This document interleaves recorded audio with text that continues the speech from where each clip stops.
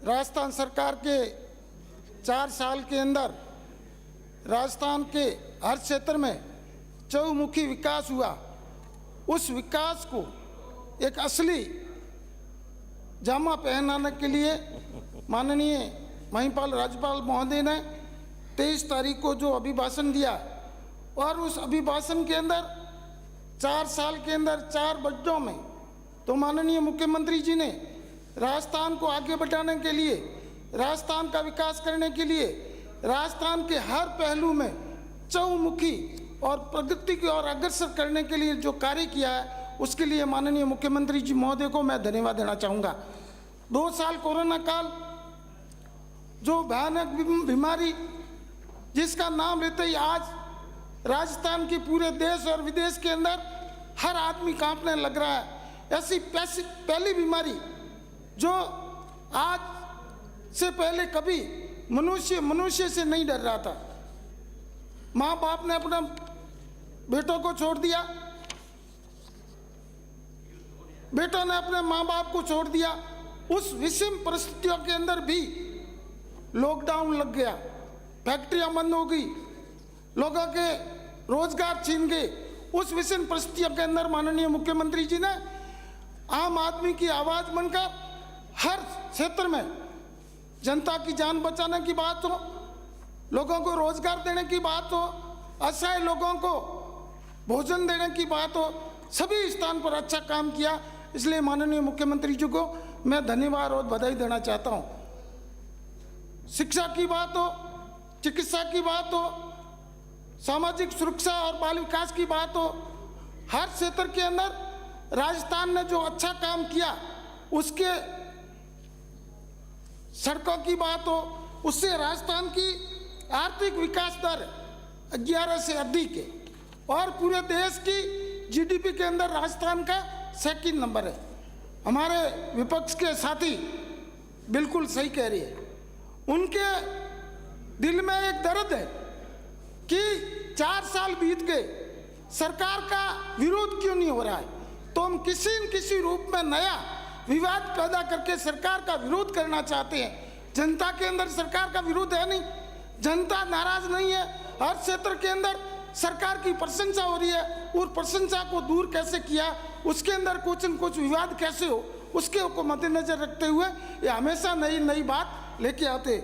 माननीय सभापति महोदय, जिस क्षेत्र के अंदर विकास नहीं होता है तो जीडीपी 11% कैसे बढ़ी, रोजगार के साधन कैसे उत्पन्न हुए, देश की सड़कें मजबूत कैसे हुई, शिक्षा विभाग के अंदर हर पहलू के अंदर दवाई निःशुल्क, जांच निःशुल्क, पूरे राज्य के अंदर हर हॉस्पिटल के अंदर भारी तादाद में मरीज एकदम खुश हो रहे हैं। प्राइवेट धंधे हॉस्पिटल बंद हो गए हैं, मेडिकल बंद हो गया है। इस कारण से इस चीज की चिंता है। एक चिरंजीवी योजना जो संजीवनी है, मनुष्य जीवन को बचाने के लिए माननीय मुख्यमंत्री जी ने चिरंजीवी योजना एक संजीवनी के रूप में, जीवनदायिनी के रूप में योजना लागू की। पहले 5 लाख तक का इलाज फ्री था, अब 10 लाख तक का इलाज फ्री, 10 लाख का इलाज। आज किसी गरीब को चिंता करने की जरूरत नहीं है। किसी गरीब की जेब में पैसे नहीं है तो उसको टेंशन नहीं है कि मेरा बेटा बीमार हो जाएगा, मेरी माँ बीमार हो जाएगी, मेरी परिवार का कोई भी सदस्य बीमार हो जाएगा। उसकी रक्षा करने के लिए राजस्थान सरकार तैयार है। राजस्थान सरकार के मुखिया ने आदेश दिया है, यदि चिरंजीवी योजना के अंदर उसका नाम नहीं है और गंभीर बीमारी से ग्रस्त है तो कलेक्टर साहब के यहाँ से आदेश आएगा, उसका निःशुल्क इलाज किया जाएगा। हर स्थान पर माननीय मुख्यमंत्री जी की प्रशंसा हो रही है और उनको दुआ दे रहे हैं कि ऐसे मुख्यमंत्री जिन्होंने आम आदमी, गरीब आदमी, मजदूर की आवाज़ सुनकर चिरंजीवी योजना लागू की। 88% लोगों ने रजिस्ट्रेशन करा दिया। बाहर के लोग भी एसएमएस हॉस्पिटल में आकर इलाज करा रहे हैं। ये कोई बड़ी कम चीज़ है। इसके साथ साथ मालिक टाला किसी के यहाँ नहीं हो, परंतु किसी दुर्घटना बीमा हो जावे तो उसके अंदर 5 लाख रुपए का दुर्घटना बीमा दिया जा रहा है। बहुत अच्छी योजना है। पूरे राजस्थान में, पूरे भारत के अंदर ऐसी योजना कहीं लागू नहीं है। भारत के अंदर प्रशंसा हो रही है। कोरोना टाइम के अंदर भीलवाड़ा मॉडल पूरे विश्व के अंदर उसकी चर्चा हुई। माननीय प्रधानमंत्री जी ने कभी किस चीज की प्रशंसा नहीं की, परंतु माननीय गहलोत साहब की प्रशंसा की कि भीलवाड़ा मॉडल के अंदर कोरोना काल के अंदर जो मैनेजमेंट किया, इस विषम परिस्थितियों के अंदर जो आर्थिक मैनेजमेंट, राजस्थान को आगे बढ़ाने के लिए हर क्षेत्र के अंदर जो घोषणा कर दी। हमारे विपक्ष के साथी कह रहे हैं कर्जा माफी नहीं हुआ, कर्जा माफी नहीं हुआ। संपूर्ण कर्जा माफ की बात करने वाले, संपूर्ण कर्जा माफ करने की बात कर रहे हो तो राजस्थान की जनता ने 25 MP जिता के सेंटर में भेजे। माननीय प्रधानमंत्री जी हर घोषणा की बात कर रहे हैं, किसानों का कर्जा माफ करने की क्यों नहीं बात कर रहे? सेंट्रलाइज बैंक है उनके अंडर में, वो राजस्थान के किसानों की कर्जा माफ करने की कोई आवाज नहीं बता रही।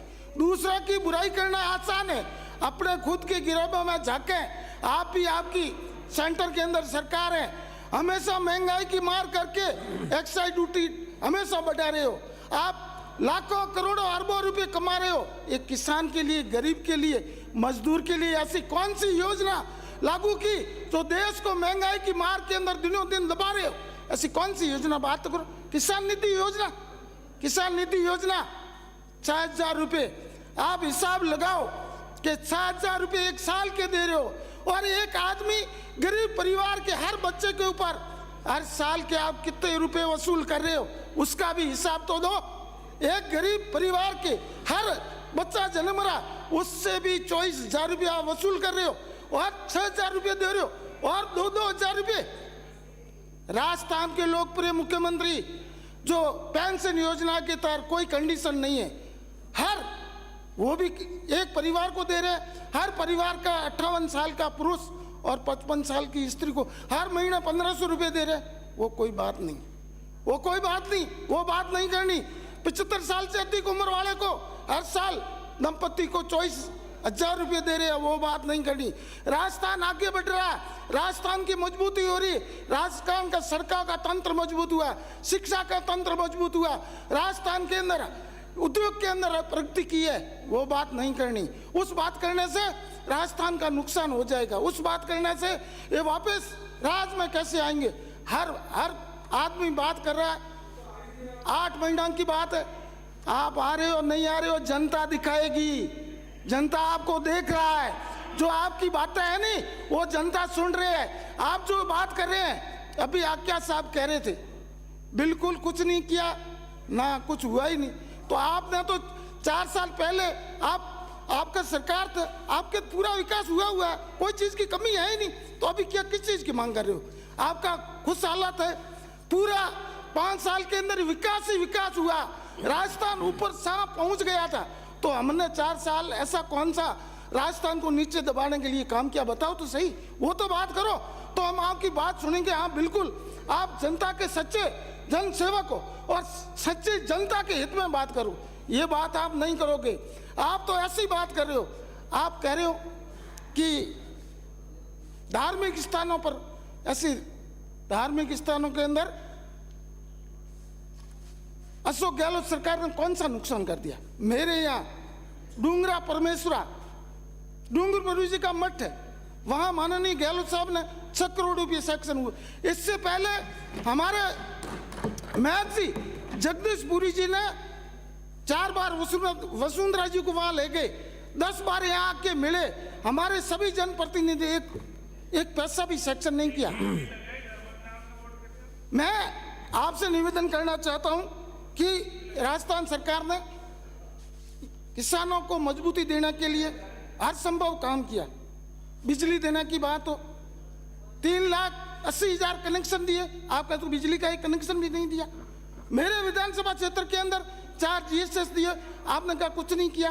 किसानों को समय पर बिजली देने के लिए आप मेहरबानी करके, हमारे माननीय मुख्यमंत्री जी की मंशा है, हमारे ऊर्जा मंत्री जी की मंशा है, किसानों को सही बिजली दे, दिन को बिजली दे। आप मेहरबानी करके कोयलों की व्यवस्था तो कराओ। कोयला तो सेंट्रल गवर्नमेंट से मिल रहा है, वहां से कोयला क्यों रोका रहे हो? किसी ने एक दिन भी बात की? कल माननीय प्रधानमंत्री जी परसों यहाँ आए थे, आप सब वहां गए थे, माननीय प्रधानमंत्री जी यहाँ आए, बिल्कुल अच्छी बात है। देवनारायण मंदिर की बात की, बहुत अच्छी बात है। वहाँ ऐसी कौन सी घोषणा करके गए राजस्थान को मजबूती मिले? ये 13 जिलों को पानी के लिए जो लोग तरस रहे हैं, पानी तो सब लोग पिएंगे, कांग्रेस के पिएंगे, बीजेपी के पिएंगे, सपा बसपा सब पिएंगे, उनके लिए तो घोषणा करो। ये भारतीय पेयजल मिशन के तहत पहले 90% मिल रहा था, अब उसको जल जीवन मिशन के अंदर 45% राजस्थान को दे रहे हो और 45% दूसरे को दे रहे हो। ये दोहरा मापदंड है, इसको ऊपर उठ के राजस्थान विकास कैसे हो, राजस्थान को मजबूती कैसे मिले, राजस्थान के हर बच्चे को शिक्षा मिले, राजस्थान के हर किसान को उच्च क्वालिटी की बिजली मिले। किसानों की अब फसलें बर्बाद हो गई है। फसल शीतलहर के अंदर हमारे क्षेत्र के अंदर एरंडी, इसबगोल और जीरे की फसलें खराब हुई। हमने उसी दिन माननीय मुख्यमंत्री कार्यालय और कृषि मंत्री जी के यहाँ फोन किया और घंटे के अंदर गिरदावरी की आदेश कर दिया। हमको विश्वास है राजस्थान के लोक कल्याणकारी मुख्यमंत्री राजस्थान के जननायक आम आदमी की आवाज बनकर किसानों के हित के अंदर जल्दी फैसले लेंगे और किसानों को जो फसलें बर्बाद हो गई है उसके अंदर किसानों को कृषि आपदा के अंदर जरूर फायदा देंगे। मैं आपसे निवेदन करना चाहता हूं,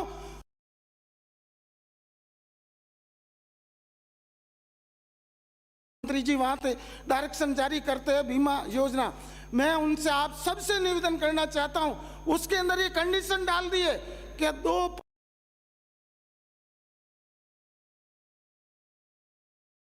बाद में किसानों के करोड़ों रुपया आपने बीमे ले लिए, तो किसानों के साथ कुरवारा घात कौन कर रहे? आप कर रहे हो, हम कर रहे हो। उसके बारे में तो बात करो। वो योजना आपने लागू की, अच्छी बात है, उस योजना के अंदर किसानों के हित में फैसला कैसे हो, किसानों को ज्यादा से ज्यादा बेनिफिट कैसे मिले। किसान एक दिन को, रात को, सर्दी में, गर्मी में कड़ी मेहनत करने के बाद में भी उनकी जो उपज है,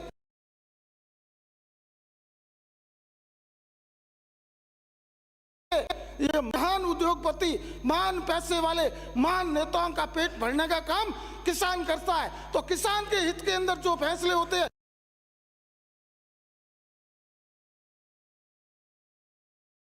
की शिक्षा कैसे दे, अच्छे मकान कैसे बनाए, अच्छे कपड़े कैसे पहने, उसके लिए माननीय मुख्यमंत्री जी से मैं निवेदन करना चाहता हूं कि ऐसी एक नई योजना लागू करे, ऐसी सोच पैदा करे जो किसान के उपज से अधिक उसको मजदूरी मिले। हर स्कीम से किसानों को जोड़कर किसानों को मजबूती देने के लिए आप नई पहल करेंगे तो राजस्थान के किसान आपको पहले भी आशीर्वाद दिया, आने वाले समय में आशीर्वाद देंगे और वापस 2023 के अंदर कांग्रेस की सरकार आएगी। मैं आपको विश्वास दिलाना चाहता हूं। मैं आपसे निवेदन करना चाहता हूं कि मुरारी लाल के हसीन सपने दुनिया जाग चुकी है, दुनिया देख चुकी है कि जाति के नाम पर, धर्म के नाम पर, गौ माता के नाम पर बात करके अब दुनिया गुमराह होने वाली नहीं है। भाषण देने से किसी का पेट भरा नहीं जाता। भाषण बहुत दे सकते हैं, बड़े बड़े भाषण दे दो, कुछ भी कर दो, किया क्या ये करके बताओ। सेंट्रल गवर्नमेंट 9 साल से भारतीय जनता पार्टी का शासन है, आप बताओ, जवाब दो जनता को। आपने सेंट्रल गवर्नमेंट के अंदर कितनी नौकरियां दी है, ये जवाब दो। आप किसानों के हित में ऐसी कौन सी योजना लाए, वो जवाब दो। आप ये किसानों को ये बताओ कि हमने आपके आशीर्वाद से राजस्थान के अंदर 25 सांसद जीत के भेजे, राजस्थान के लिए ऐसी कौन सी नई योजना लेके आए, उसके बारे में चर्चा करो। माननीय मुख्यमंत्री जी ने जो विकास किया हम उसके गुणगान गाते हैं, हम ऐसी झूठी बातें नहीं करने वाले हैं। हम आपसे निवेदन करना चाहते हैं, सड़क तंत्र को मजबूत करने के लिए मेरे विधानसभा क्षेत्र के अंदर कई करोड़ों रुपए का काम हुआ। मैं आपसे निवेदन करना चाहूंगा कि प्रधानमंत्री सड़क योजना कितने साल से बंद है, आप बताओ। आपके क्षेत्र में कितनी सड़क आई, कौन मना करता है? प्रधानमंत्री सड़क योजना कहाँ आई? और जो पुरानी प्रधानमंत्री सड़क योजना आज से 10 साल पहले सड़कें बनी है, उनकी क्या कंडीशन है? पिछले 3 साल से कोई एफआई का पैसा नहीं आ रहा है, उसके बारे में बात करो। अच्छी बात है, इसके बारे में बात करो। मैं आपसे निवेदन करना चाहता हूं कि मेरे यहाँ 1 मिनट में अपनी बात समाप्त करें। 220 का जीएसटी सेक्शन हुआ है, परंतु उसकी स्वीकृति नहीं हुई है और पूरा मेरा क्षेत्र डबल क्रॉप है। किसानों को बिजली मिल रही है परंतु उनकी पूरी क्वालिटी नहीं मिल रही। मैं आपसे निवेदन करना चाहूंगा कि माननीय मुख्यमंत्री जी 220 का जीएसटी सेक्शन है, उसकी स्वीकृति टेंडर जल्दी जारी करें और उसकी किसानों के हित के अंदर जो अच्छा फैसला करे। मैं आपसे निवेदन करना चाहता हूं कि शिक्षा विभाग के अंदर माननीय मुख्यमंत्री जी ने अच्छा काम किया। हर पंचायत मुख्यालय पर सीनियर सेकेंडरी स्कूल पहले भी खुली थी, अभी भी जो नई पंचायतें बनी उसके अंदर सीनियर सेकेंडरी स्कूल हो गई है। 10वीं थी उसको भी 12वीं कर दिया। परंतु अभी जो भर्तियां हुई है उसके अंदर शिक्षा मंत्री जी जो जहां बिल्कुल स्टाफ नहीं है वहां दूर दराज के क्षेत्र के अंदर पहले पद वहां खोले और वहां पद भरे जाए तो किसानों का, गरीब के, मजदूर के बेटे को शिक्षा मिलेगी। और गरीब का बेटा, किसान का, सीमा क्षेत्र का बेटा आगे बढ़ेगा तो ही राजस्थान खुशहाली होगा, राजस्थान आगे होगा। आपने मेरे को बोलने का मौका दिया, बहुत बहुत धन्यवाद। जय